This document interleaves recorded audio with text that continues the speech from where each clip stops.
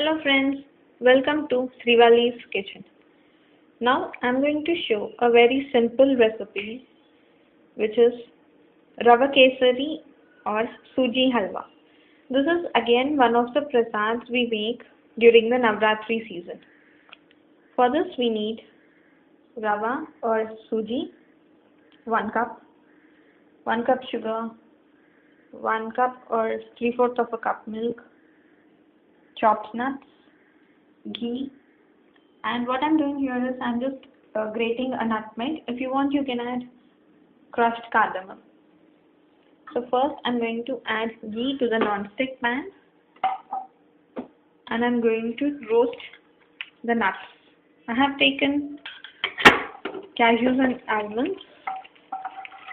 I'm just going to roast the nuts, take them onto a plate, and I'm going to add the suji or rava to the same ghee. This way we are just using one pot to finish the entire recipe. This is the basic recipe. If you want, you can add some food color to it or any fruit flavored essence. Usually people like to add yellow or orange food colors, but I don't like adding any food color, so I'm going to keep it plain. At the same time, you can add pineapple essence or rose essence, but if you're adding rose, kevra or strawberry or raspberry essence, just add 1 or 2 drops because these are very strong flavors and they will very easily overpower the entire dish. We're just going to roast these till they are nice light brown in color, so that when we add these to the halwa, they're going to taste crispy. You can either cook the suji in milk, or you can use half amount of milk and half amount of water, or it can be 3/4 milk, 1/4 water. And the cashew nuts are nicely roasted, golden brown in color.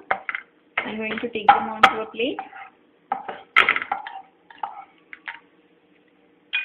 We're just going to drop it onto a plate.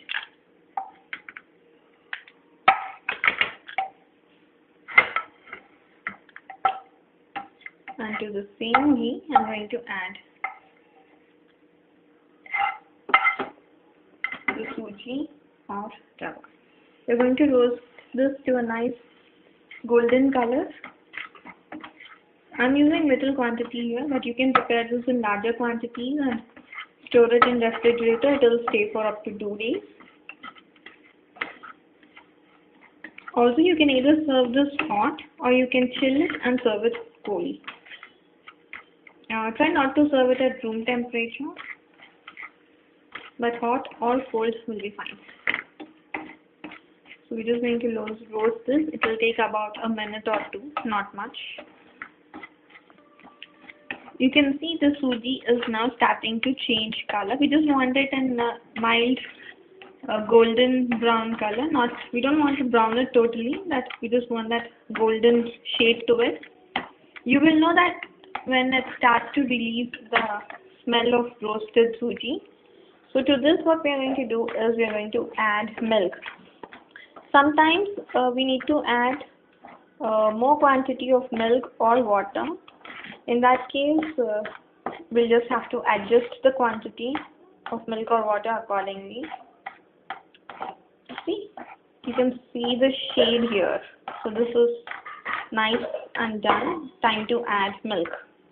I'm just going to add milk here. Just pour it gradually. And you have to keep mixing it continuously because otherwise the suji is going to start forming lumps. So you have to be very careful with that. Keep stirring continuously at this stage. Also after that, make sure that suji doesn't have any lumps, because lumps will taste very bad. Now I'm also adding some water. If you want, you can first cook it in milk and then add water. You can do it either ways.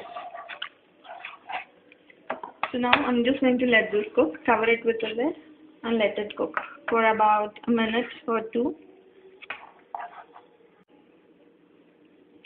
You can see that it's become into a paste-like thing. Now it is ready and we can add sugar. I've taken 1 cup sugar for 1 cup rava, but since it looks like the quantity is not going to be enough, I'm going to add another half cup sugar. And I'm going to let this melt, and when it starts to melt and all, I'm going to grate the nutmeg. And this is the time where you can add your cardamom powder, cinnamon powder. Remember, if you're adding cinnamon, clove or nutmeg or mace, reduce the quantity by half. Reduce the quantity of the spice powder by half. You can see these tiny lumps that are formed. We have to crush and mash those lumps so that we get a smooth texture. Because if we leave these as it is, once this mixture starts to thicken, these lumps are going to form a very unappetizing look, and they're also going to taste bad. We're just going to crush those, give them a nice mash with the spatula. And I'm just going to grate some nutmeg.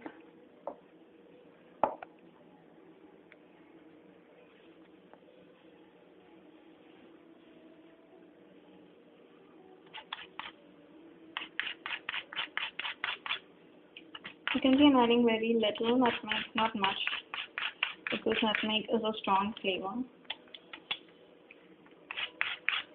That's it. Not more. Just gonna mix it up. It might look like little, but don't get tempted to add more, because then the entire halwa is gonna taste like nutmeg. You don't want that. So let us just mash all those tiny lumps while this mixture is still in a liquid form. Alright? And let's cook it on simmer. During the entire process, keep the heat only in simmer. Unless you're preparing in larger quantities, in that case, you can have it in medium, but you have to be very careful, stirring it continuously. Be present near the dish. Okay, so let's just get this done. We have cleared all those lumps to an extent.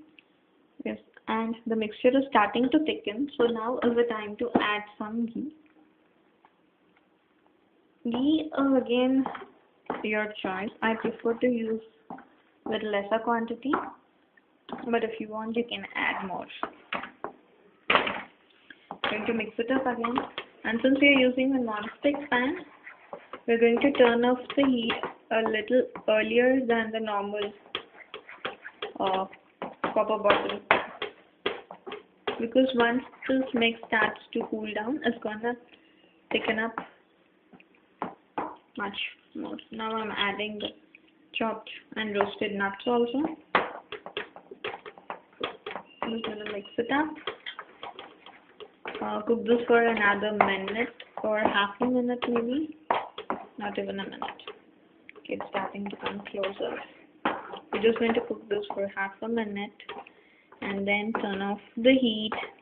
Let it sit for 2 to 3 minutes so that it becomes nice and firm, and then we serve while it is still hot, or we let it cool down completely, chill it for half an hour and serve it cold. Okay. This is where I'm going to turn off the heat, because I'm using a non-stick pan. But if you're using a normal, see, it's starting to come together. So this is where I'm saying. But if you're using a normal copper bottomed pan, you have to let it sit for another minute or 2. Okay. For now, I'm just going to let this cool, and I'm going to show it to you once I transfer it into a serving bowl. Once I let this firm up a little, I'm going to transfer it in another 2 or 3 minutes. 5 minutes later, I've taken it into the serving bowl, and you can see that it is starting to firm up. It's going to firm up a little more once it cools down. So Rawa Kesari or Suji Halwa ready to serve. Thank you for watching, and if you like my videos, subscribe to Srivali's Kitchen. Have a nice day.